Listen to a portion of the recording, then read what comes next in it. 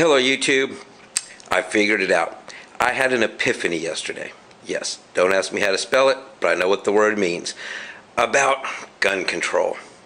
I was cleaning my firearm and it came to me. And it wasn't this firearm I was cleaning. Nope, not the black rifle. Something completely different. Yep, the double barrel 12 gauge here. It hangs on my wall. And I'll explain to you in a short story about the firearm. I've never shot it. It's just a wall hanger. It is functional, works fine, but for reasons you'll hear about in a little bit, I've never shot it.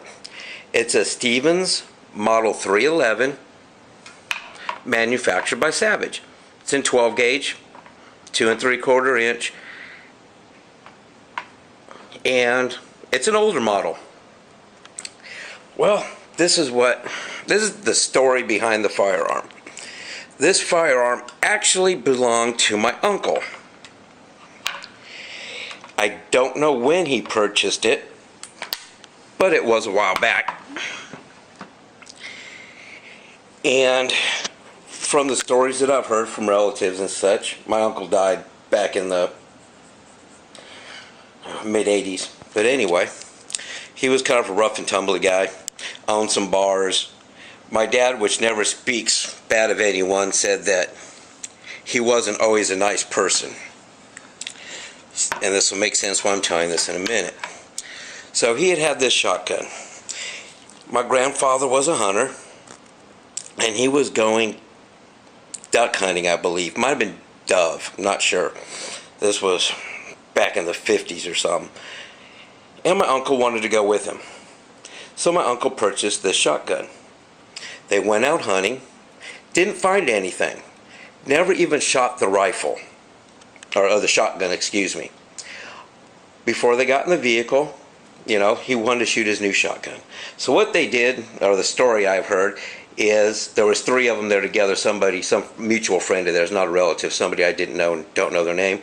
All 3 of them were there. That person threw a beer can up in the air, and my grandfather and my dad's uncle, my dad's uncle, which is the one that bought the shotgun, fired at it.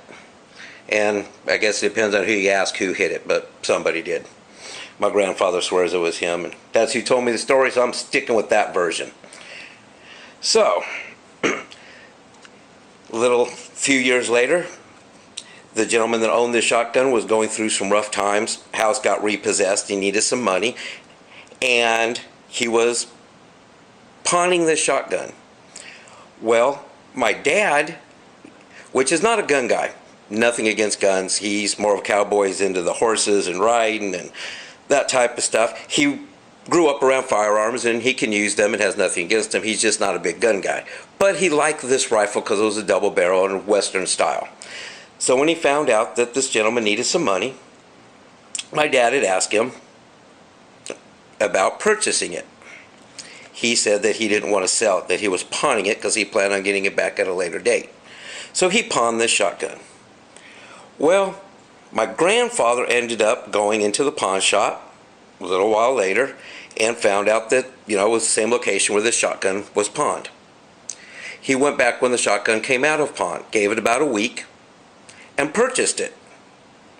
My dad's uncle never went back in to receive the firearm. He just didn't have the money. And he wouldn't give it to anybody else because he just wasn't a nice guy and didn't want to sell it to a family member. So my grandfather went to the pawn shop and bought it back from the gentleman there at the store. Never told my dad's uncle that he had bought this shotgun from the pawn shop. My grandfather kept it for years. He kept it in his closet. I don't believe it was covered. I think it just was leaning up against the wall in the closet. But my dad always wanted it. When my grandfather died, it was passed on to my father. My father kept it, and he hung it on the wall. Never shot it, never did anything with it. I believe it was only shot that one time at the beer can. And it hung on the wall for years, all during excuse me, the whole time I was growing up, it was hanging above our fireplace. I was not allowed to touch it, mess with it, whatever. It just hung there. And I just, you know, the whole time growing up, that's where it was. Well, I went to California, that's where I grew up, on vacation not too long ago. And my dad is elderly now, he's in his early 90s. He wanted to give me this shotgun because he knows I am a gun guy. I don't hunt, but I do competition shooting, and I enjoy shooting. Handguns, rifles, shotguns, it don't matter. I like to shoot. So my dad wanted to give me this shotgun. So he pulls it, or he has me, he tells me it's in the back of the closet. He's living with my sister now. My sister takes care of him because he's elderly. He tells me, look in the back of the closet. He didn't tell me what it was, and to get this rolled up quilt. I'm happy with the quilt. Quilt's cool. I'm not one of those people that's gonna, you know, fight over belongings from other family members. If they want them, have at it. So he tells me to grab it, pick it up. It's heavy. I know there's a firearm in there. This is what it was. When I open it, well, anyway, when I broke it open, this is what I found in there. 12-gauge shotgun shell, double-aught buck. I don't know if that'll focus on there, but it is a Union metallic cartridge, and it's double-aught buck 2 3/4. That was in this chamber. So back to the whole gun control thing. Guns don't kill people. This is proof. This thing has been sitting loaded since my dad received it in '88, the year I graduated high school. So I know it's been loaded for 30 years. And I'm sure it was sitting loaded at my grandfather's house many years before that, and probably ever since they went dove hunting or duck hunting or whatever they were out shooting that day, and when it was only fired one time. I have a feeling that's the other shell that was in there. Why they were using double-aught buck to go bird hunting, I don't know. So maybe it had been fired other times that I don't know about. But it hasn't been fired in many, many years, and this shell has been sitting in there for at least 30 years. And this gun has never shot anybody. It didn't even shoot the duck or quail it was supposed to be shooting out the day they bought it. It has been taken care of. It was treated well. It never went off. It was displayed proudly in our home for many, many years. Never went off. It was neglected in the back of a closet for many years. Never went off. It just sat there, nice and happy, loaded, and never hurt anybody. Guns do not kill people. This gun has never killed anybody. And it was loaded for a long time and neglected, and it just sat there. Guns don't hurt people. It's an inanimate object. They just don't. And this is proof right here. A gun that's been loaded for over 30 years, maybe 40 or 50 years. I'm sure this shotgun is probably from around the 1940s, and it's never hurt anybody. So that's my story about my shotgun and how I got it and how it stayed loaded for many, many years and shouldn't have been loaded above our fireplace. So if you have an old firearm laying around, you might want to check it. Just because old great grandpa gave it to you and you've never messed with it and it's been sitting in a box or a toolbox or your wall or whatever, go ahead and check it and make sure it's safe. I wish I would have checked this one, but because it was a family heirloom, even when I was old enough and went shooting, I was still never allowed to touch this one. My house growing up was full of antiques and old things and valuable things, and it was kind of like a museum, and we didn't touch a whole lot of the decorations, which is what this was considered at the time. But anyway, I wanted to tell you that story. Just put this one away for a minute, and I'm going to tell you my thoughts on the Black Rifles. By the way, that is a cool shotgun shell. It's all brass. That's a cardboard top on it. You can't hear it, but I can hear the buckshot rattling around in there. It's kind of neat. And it looks like the primer's tin. Anyway, if anybody knows anything about these, go ahead and post some comments, because I know absolutely nothing about them except it's kind of cool. But back to the AR. This is my thoughts on it. Everybody talks about being big, bad, black, evil rifles. Well, I don't think any inanimate object is good, bad, or evil. It's how people use them. I'm not here to convince anybody you've made your mind up. On the gun control issue, unless you're really young, 95% of people have already made their mind up. You're against it, you're for it, or you just don't give a damn, which there's not a whole lot of those people out there. That would be my sister. And I know I'm not going to convince anybody in this video. It's kind of like creation and evolution. You will never, no matter how you argue it, how logical it might sound to you or me, you will never convince me that evolution is how we got here. I am absolutely a creationist and a Christian. So, I'm not trying to change your mind. But please don't try to change mine either, because I am not for gun control. And please don't try to take away mine. But here's my thoughts. It's a gun like any other. It shoots bullets.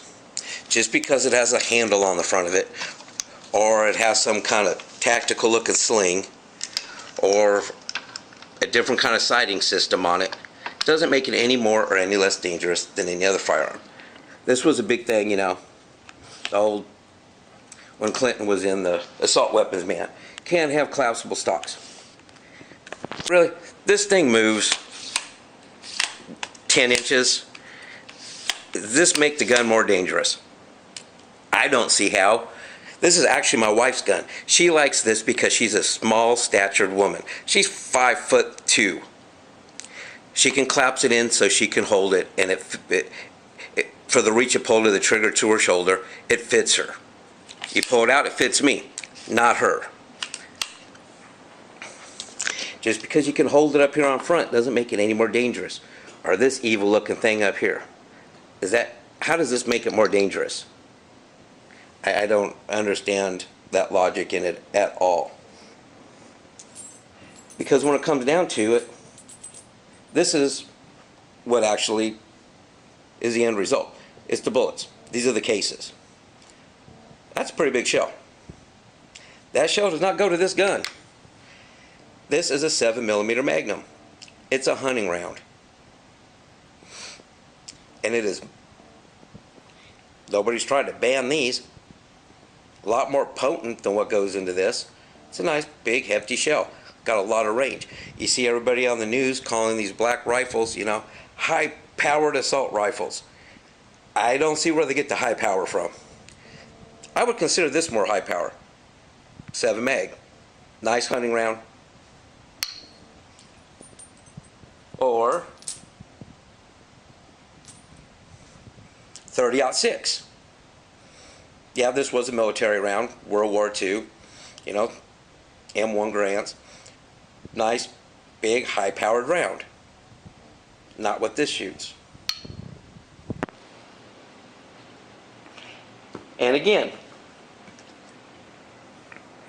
.270 Winchester. This was my grandfather's deer rifle. Or, this is what the caliber of my grandfather's deer rifle. This came out of it. .270 Win. Great deer round. Been using it for, people have been out there using it for hunting deer for a very, very long time, decades. And here we go. Here's the little 5.56 R223. That is what goes in this rifle. As you can see, it is quite a bit smaller than the rest. This high-powered round designed for killing is much smaller than the rest of them. Much smaller than your standard hunting rounds for deer or elk, or I don't hunt, whatever else people decide to go hunting out there. Just for comparison, here's a .357 Magnum handgun round. The 5.56 is much closer to the handgun round than it is the high caliber rifle rounds. You can actually stick the little 5.56 inside the .357. .357 is a lot bigger around. So if you talk about volume inside, you can see that these other rounds can hold a lot more gunpowder. These are high caliber rounds. This is an intermediate round. Intermediate because it's not as big as those other ones, but it's bigger than some, and it is more powerful than a handgun. Even though the shell's not a whole lot bigger, it is. But this is the high caliber killing instrument that everybody's talking about, are these little old 223 5.56. It's not that big of a round. And this is what does the damage. If you're hunting, shooting at watermelons, if you're some psycho pervert piece of shit motherfucker out there shooting people, this is what's doing the damage, is the little bullet. And this is the round, and this is the gun that everybody is throwing fits about. It don't matter if you have a grip on it, if you can hold it here, or if it's like the shotgun down here, and you just, no pistol grip, with pistol grip. You got your front grip. None of those things really make any difference. It makes it a little easier to hold. It's a little more accurate. You want to talk about accuracy? Let's go back to the deer rifles. Much more accurate of a round. My grandfather's 270 has a really nice scope mounted on it, has a nice little tripod on the front. It's far more accurate, much greater distance than this thing's ever going to be. But everybody wants to talk crap about the black rifle. And then I heard somebody on the news talk about the optics, because like this one has an EOTech, the little red dot sights. This was not on. Well, if you're talking about really doing some damage, a scope can get up there and reach somebody. This isn't for long range. These are not any more dangerous than any other weapon out there. And I take that back. This isn't dangerous at all. It's the people using it. This will do nothing. It will sit here until hell freezes over, and it will rust away eventually. It'll never hurt anybody until somebody picks it up and does something bad with it. So let's get to the point. It's the people. We need to work on people. And I agree. There are some people out there that don't need firearms, and we need to keep firearms out of those people's hands. But let's don't take it out on the firearm itself. Let's take it out on dumb people. And all the people saying you don't need background checks, yes you do. You have to do a background check to buy a firearm. I've lived in many different states. I've never been able to go into any gun store, buy a rifle, and just walk out the door with it without filling out paperwork. I even have a concealed weapons permit, which means I've had an FBI background check and fingerprints done and all the rest of the BS. Plus the jobs I work for, I've had to do the same thing because I've had government jobs. And I still have to fill out all the forms and get checked and everything before I can leave the store with the rifle. They do background checks. If you go to the gun shows, the people there, they're filling out paperwork, they're doing background checks. So let's get that point really clear. And plus, it's not a machine gun. You can't buy machine guns unless you're just outrageously wealthy and you want to get the tax stamp and a Class 3 license. And I know a guy's got an MP5 little machine gun. Yeah, $35,000 is what it cost him just for the rifle, not counting all the government paperwork and all the time he spent to have everything done so he could have the thing legally. So they're pretty much, they're non-existent for the average person. But anyway, that's my thoughts on gun control. Just wanted to throw that out there. It's not the gun, it's the people using it. And if you're talking about high-powered weapons, this is not a high-powered weapon. This is an intermediate cartridge. Happy shooting. God bless, and I appreciate you watching the video.